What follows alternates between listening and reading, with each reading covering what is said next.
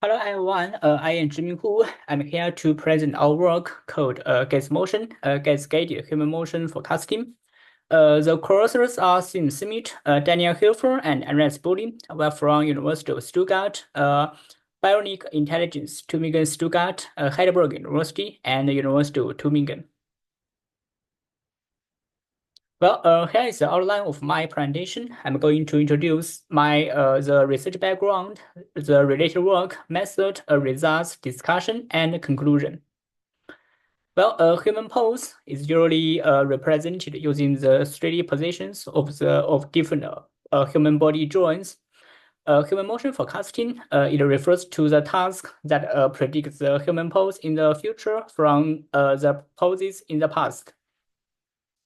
Well, human motion forecasting is important for many robotics related applications, including such kind of assistive devices, human-robot collaboration, human-robot motion planning, and the human-human and human-robot interaction.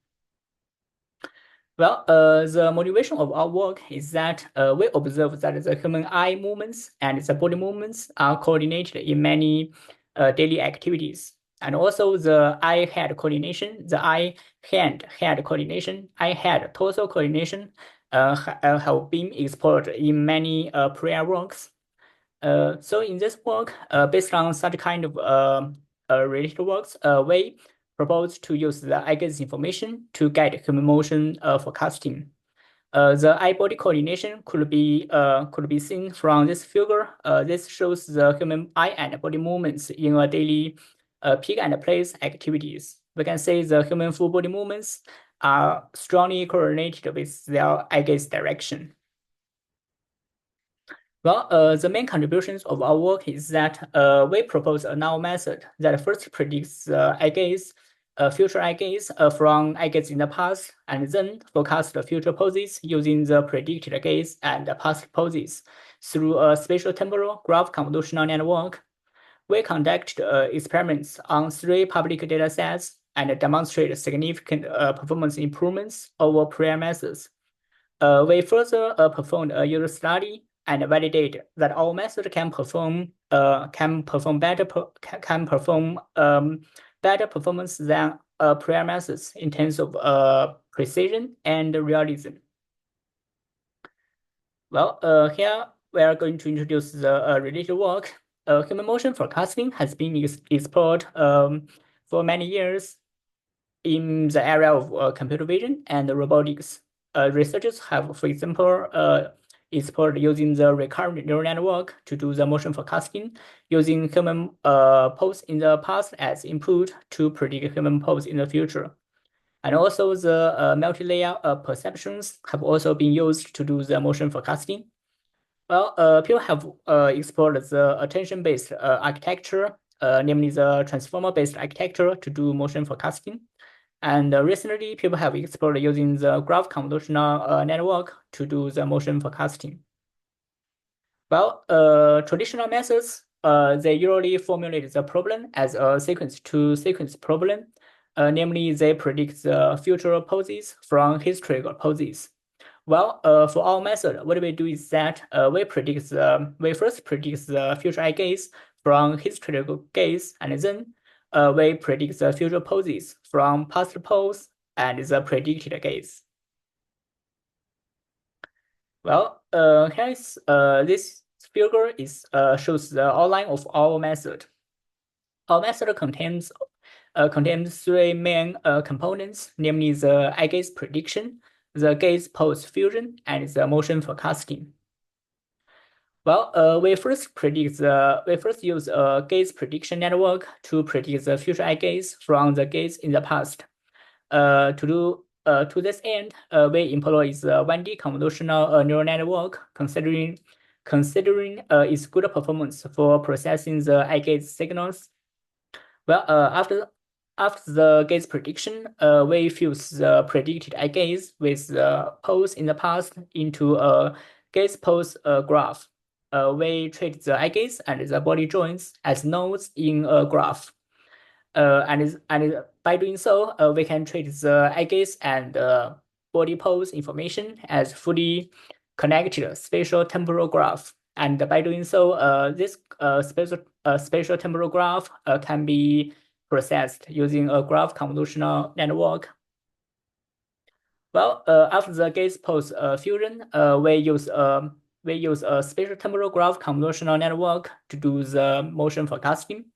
The graph convolutional network contains a temporal GCN as well as a spatial GCN to process the signals. Our motion forecasting network contains 3 modules, namely the start module that maps the input signals into the latent feature space, and a residual module that do the motion that extracts the features using a residual architecture, and the end module that maps the extracted features to the original data space to do the motion forecasting. Well, here we're going to introduce the results. We evaluate on 3 public datasets, namely the MOGAZE dataset, the ADT dataset, as well as the GIMO dataset.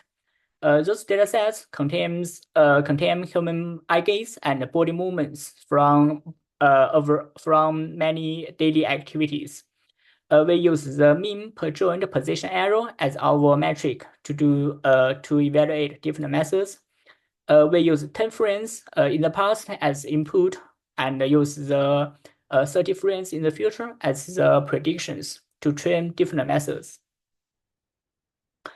This table shows the motion forecasting results on the 3 datasets, with the best results are marked in bold, and the second best are underlined. Well, we can say that while our method can achieve best performance on all the 3 datasets and at different time intervals. Well, we also find that even if we don't use eye gaze, we can still achieve better performance than prior methods. This shows the overall superiority of our model architecture. This figure shows some visualization results. We can say that at different prediction times, our predictions are much more close to the ground truth than the predictions from different methods.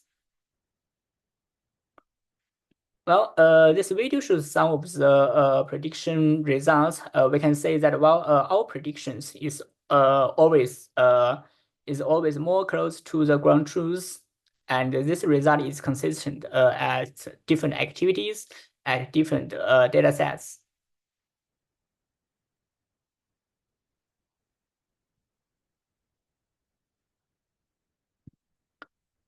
Well, we have also performed an ablation study to evaluate different components used in our method. For example, we remove the spatial GCM, the temporal GCM. We remove the eye gaze. We only use the eye gaze in the past as input, and we can say that our method can consistently outperforms the ablated versions. This means that the different components used in our method, they really contribute to the overall performance. Well, finally, we performed an user study to test the effectiveness of our method. We use 24 samples that are randomly selected from the results, and we recruited 20 users to do the user study. The participants are asked to rank different methods according to the precision, which means whether the predictions align with the ground truth or not, and realism, which means whether the predictions are physically plausible or not. Well, this table shows the results from the user study. We can see from the table that in terms of both precision and realism, our method achieves the best performance. Which means that our predictions are perceived as more precise and more realistic. Well, Well, in terms of limitations, what we find is that while our long-term motion forecasting performances are not as good as the short-term performances. This is a well-known problem in motion forecasting because with the increasing of the time interval, it would be much more difficult to do the motion forecasting. And while our method ignores the stochastic nature of human motions. In the future, we would like to integrate more context information, such as user's goal or task, into human motion forecasting. We would also like to explore other important body signals, such as hand gestures for motion forecasting. We would also like to integrate our method into motion-related applications, such as assistive devices. Well, to conclude, the main contributions of our work is that first, we propose a novel method consisting of three components, namely gaze prediction, gaze pose fusion, and motion forecasting through a spatial temporal graph convolutional network. We conducted extensive experiments on three public datasets that demonstrate the superiority of our method over prior methods. And also, we performed a user study to validate the precision and realism of our predictions. Thank you for your attention. And here are the references used in the slides. I'm looking forward to your questions. Thank you.